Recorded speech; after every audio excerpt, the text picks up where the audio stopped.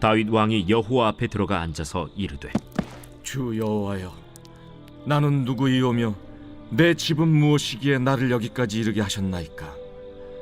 주 여호와여, 주께서 이것을 오히려 적게 여기시고 또 종의 집에 있을 먼 장래 일까지도 말씀하셨나이다. 주 여호와여, 이것이 사람의 법이니이다. 주 여호와는 주의 종을 하시오니 다윗이 다시 주께 무슨 말씀을 하오리이까? 주의 말씀으로 말미암아 주의 뜻대로 이 모든 큰 일을 행하사 주의 종에게 알게 하셨나이다. 그런즉 주 여호와여, 이러므로 주는 위대하시니 이는 우리 귀로 들은 대로는 주와 같은 이가 없고 주 외에는 신이 없음이니이다.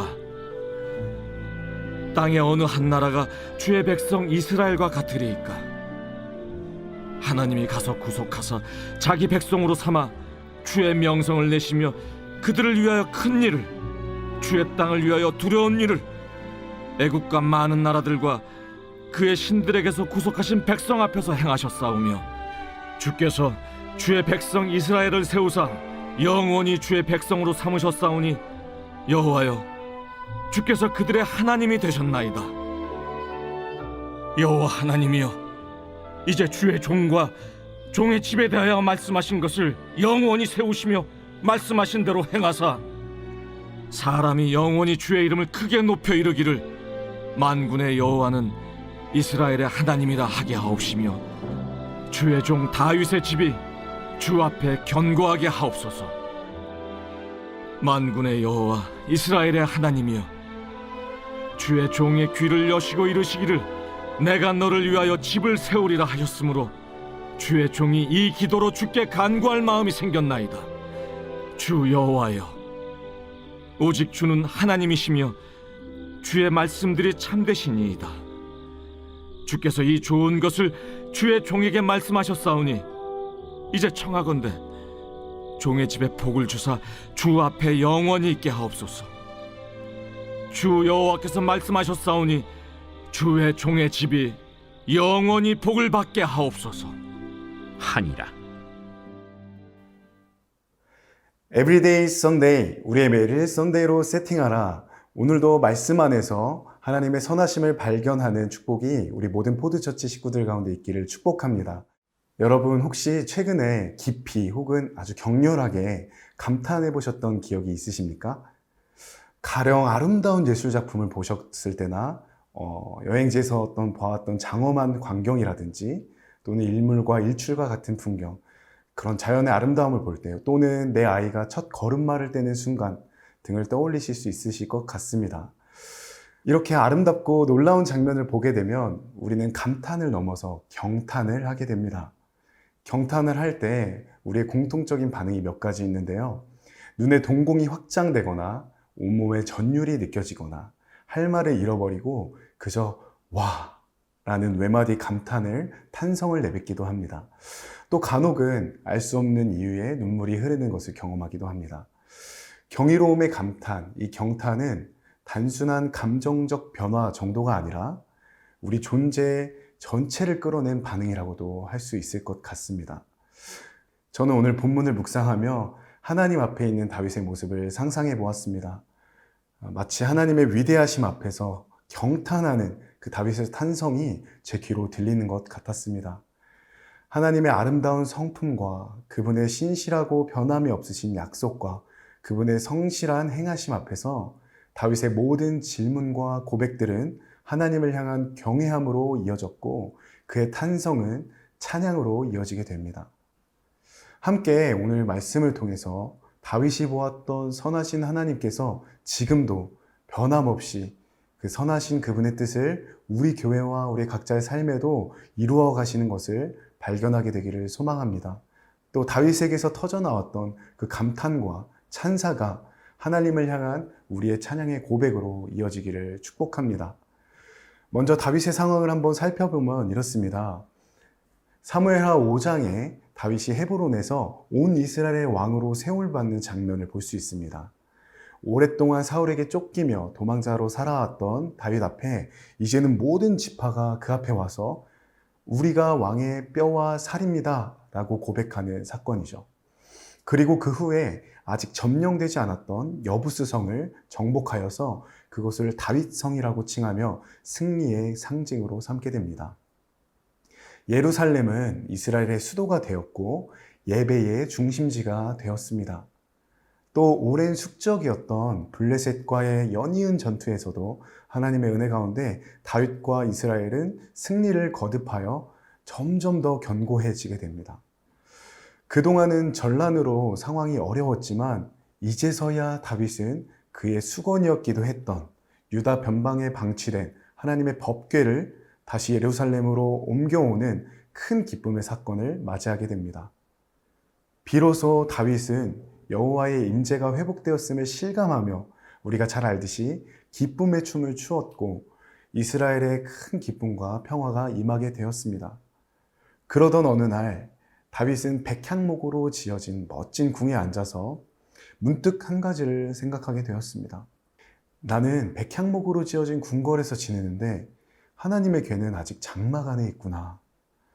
그 마음은 하나님을 위한 성전을 지어야겠다라는 결심으로 이어지게 되었고요.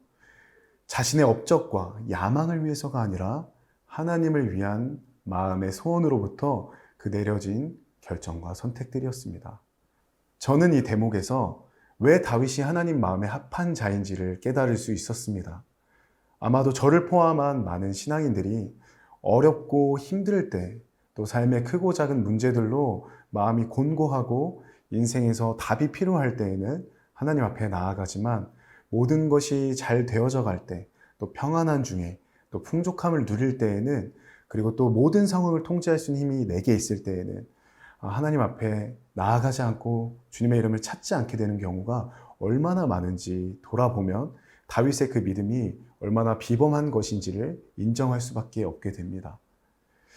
이제 다윗이 나단 선지자를 불러서 하나님을 위한 성전을 짓겠다고 선포하였는데요. 오히려 하나님께서는 다시 나단 선지자를 통해서 다윗에게 반전의 선물을 허락해 주십니다. 이렇게 말씀하십니다. 네가 내 집을 짓는 것이 아니라 내가 너의 집을 세우리라.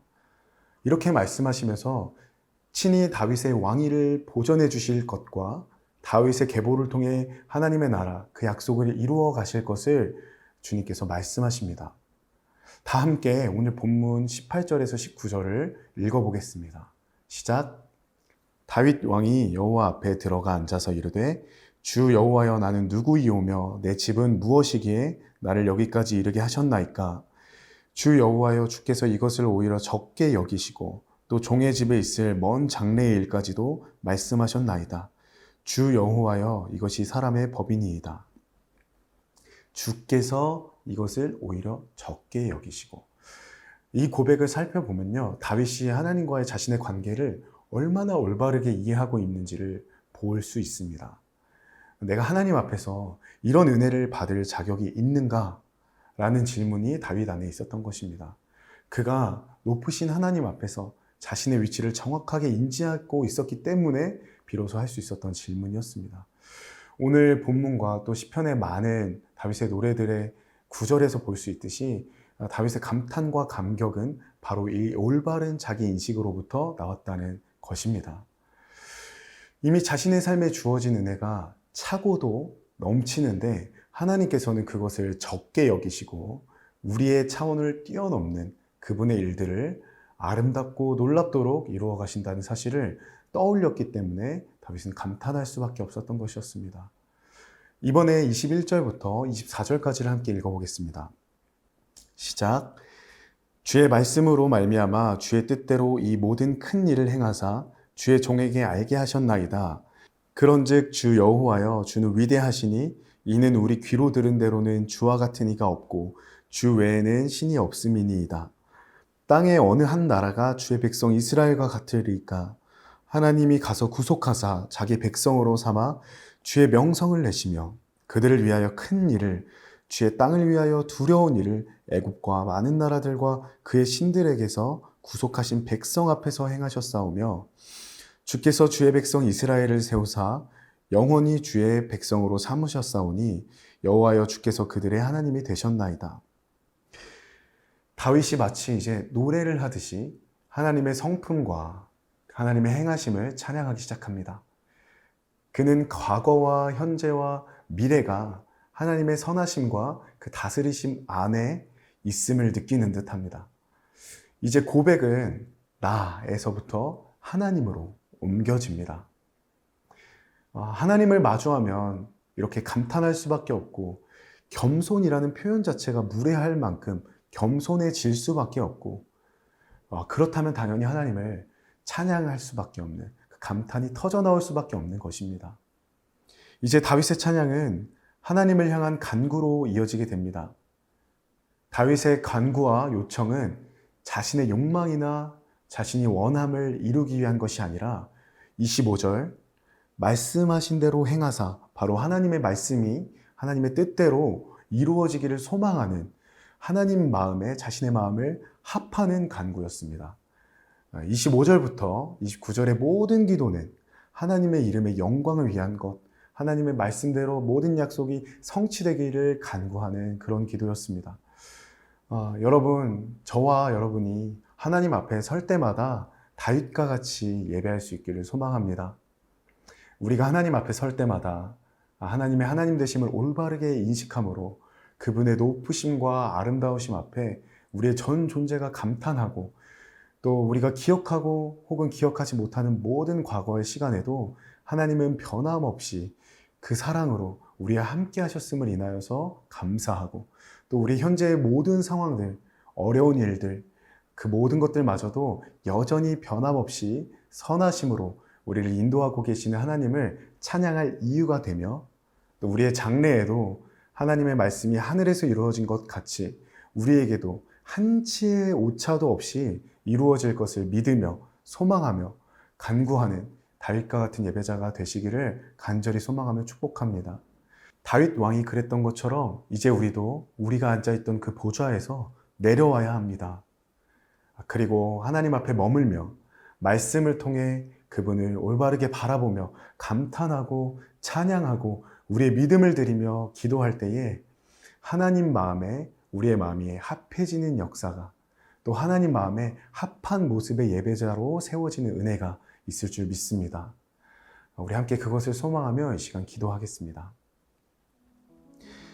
여호와 우리 주여, 주의 이름이 온 땅에 어찌 그리 아름다운지요. 주께서 하늘 위에 영광을 두셨나이다. 아멘. 주님, 사람이 무엇이기에 주께서 그를 생각하시며 돌보시나이까. 우리 주 하나님, 주의 이름을 영원히 송축하기를 원합니다. 날마다 주님을 송축하며 측량할 수 없는 은혜와 크고 놀라우심, 그 위대하심을 높여 찬양하기를 원합니다. 주님의 능하심을 찬양하며 주의 존귀하심과 영화로우심과 그 위엄을 찬양하기 원합니다. 주께서 행하신 모든 기이한 일들을 찬양하며 주님의 거룩하심 앞에 엎드리기를 원합니다. 주님의 은혜가 이미 차고도 넘침으로 인해 주님께 감사를 또 드립니다. 우리가 처한 모든 상황과 환경을 통해 우리를 더 아름답게 빚어가시는 하나님의 경륜을 높여드립니다. 하나님, 연약한 우리의 믿음을 불쌍히 여기시고 우리 발을 강하신 팔로 붙드사 반석 위에 세워 주옵소서. 주님의 말씀 앞에 완전히 순종하기를 원합니다. 보좌에 앉으시고 우리를 완전히 장악하시고 통치하시고 다스려 주옵소서. 우리가 주님 앞에 엎드리고 또 주님을 붙들고 주님을 신뢰하며 마침내 주님의 말씀이 우리의 삶에 모두 이루어지는 것을 다 볼 수 있는 은혜를 허락하여 주옵소서. 하나님, 교회된 우리의 모든 여정을 주님 손에 올려드립니다. 주께서 계획하시는 모든 일들을 깨어 기도함으로 분별하게 하시고 우리의 모든 선택과 결정과 모든 사건과 관계들을 주님 손에 의탁드리오니 장래의 모든 일들에 주님의 뜻이 아닌 것이 없게 하옵소서. 어제도 계셨고 오늘도 계시며 이제 곧 오실 어린 양 예수님의 이름으로 기도드렸습니다. 아멘.